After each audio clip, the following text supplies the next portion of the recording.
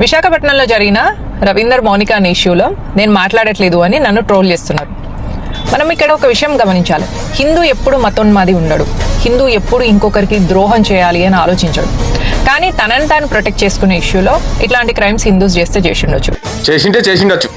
దావాలు పోయే వాళ్ళందరినీ జాకెట్లో చేయబెట్టి బాగా మసాజ్ చేసి వదిలిపెట్టిండొచ్చు.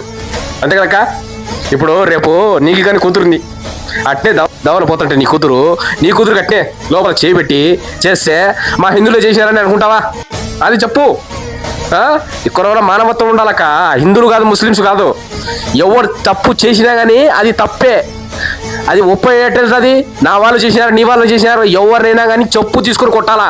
అది గుర్తుపెట్టుకో. అడుగు ఈ సిగ్గులేని జనాన్ని, అగ్గితోటి కడుగు ఈ సమాజ జీవోత్సవాన్ని, మారదు లోకం.